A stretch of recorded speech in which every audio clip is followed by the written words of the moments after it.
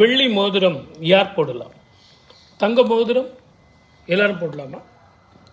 அதுக்கான பாக்கியங்கள் வேண்டாமா அப்படின்னா, நிச்சயமாக உங்கள் ஜாதகத்தை பார்த்து எந்தெந்த நட்சத்திரக்காரர்கள் தங்க மோதிரத்தை போட்டால் அதிகமான சுப பலன்கள் கிடைக்கும், அதே மாதிரி வெள்ளி மோதிரத்தை எந்த நட்சத்திரக்காரர்கள் போட்டால் அவங்களுக்கு கிடைக்கும்.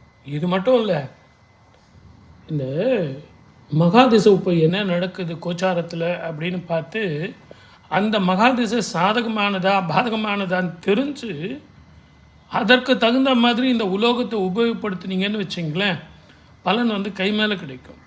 வெள்ளி மோதிரமா தங்க மோதிரமா அப்படின்னு தெரிஞ்சு நம்ம உபயோகப்படுத்தணும். அதே மாதிரி இந்த உடம்பு ரொம்ப பாதிக்குது சார், எனக்கு ரொம்ப பிரச்சனையாக இருக்குது அப்படிங்கிறவெல்லாம் ஈய மோதிரம்னு ஒன்று இருக்குது. அந்த ஈய மோதிரம் செய்கிறதே ரொம்ப கஷ்டம். அது வந்து நெருப்பில் வச்சு ஊதுனீங்கன்னா மொத்தமாக உருவிடும். ஆகவே அந்த ஈய மோதிரம் செய்கிறதுக்கே ஒரு அனுபவம் உள்ள ஆச்சாரிகள் வேணும். அந்த ஈயத்தில் ஒரு மோதிரம் செஞ்சு நீங்கள் போட்டிங்கன்னா உடல் ஆரோக்கியம், பருமன் போகும். உடம்பு அப்படியே உள்ளே போயிடுங்க. நீங்கள் எவ்வளோ தான் சாப்பிட்டீங்கனாலும் சரி, அந்த உடம்பு வந்து வாகு எப்படி இருக்கணும் அப்படியே ஒல்லியாக இருக்கும். அதே மாதிரி வெள்ளி, இந்த வெள்ளி மோதிரத்தில் நிறைய பணம் வரும் காலங்களில் எந்த விரலில் போடணுன்னு ஒரு கணக்கு இருக்குது. எல்லாத்தையும் எடுத்து மோதிர விரலில் போடுறதுன்னு இல்லை. அந்த வெள்ளி மோதிரத்தை போடுறதுக்கான மோதிர விரல், தங்க மோதிரத்தை போடுறதுக்கான மோதிர விரல் உங்கள் ஜாதகத்தில் இதை நம்ம பார்க்கணும். எல்லோரும் யூடியூப்பில் சொல்கிறாங்க சார் மோதிர விரலில் போட்டுங்க, ஆள்காட்டி விரலில் போட்டுங்க, சுண்டு விரலில் பச்சை மரகத கல் போட்டுங்க. அதெல்லாம் பொது விதி. பொது விதிங்கிறது ஒரு 20% நீங்கள் நம்பலாம்.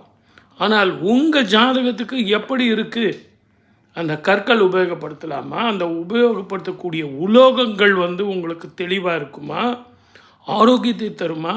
வெறும் பணம் பட்டம் பதவியை மட்டும் தர்றதில்லைங்க, ஆரோக்கியத்தை கூட இந்த உலோகங்கள் தரும். அதனால தான் அதுக்கு மஞ்சள் உலோகம், வெள்ளை உலோகம் அப்படின்னு சொல்லுவாங்க. அது வந்து குருவை குறிக்கக்கூடியது. மஞ்சள் உலோகம் அப்படிங்கிறது குருவை குறிக்கக்கூடியது. அதே மாதிரி இந்த வெள்ளி பார்த்திங்கன்னா சுக்கிரனை குறிக்கக்கூடியது.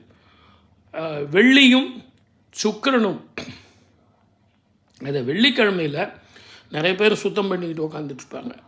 வியாழக்கிழமையில் சுத்தம் பண்ணணும். எல்லாமே சுத்தம் பண்ணி பன்னீரில் கழுவி பாலில் கழுவி நீங்கள் அதை உபயோகப்படுத்தினீங்கன்னா நினைத்தது நிச்சயமாக நடக்கும், ஆரோக்கியம் வரும். சப்ஸ்கிரைப் பண்ணுங்கள், ஷேர் பண்ணுங்கள், பேசுவோம்.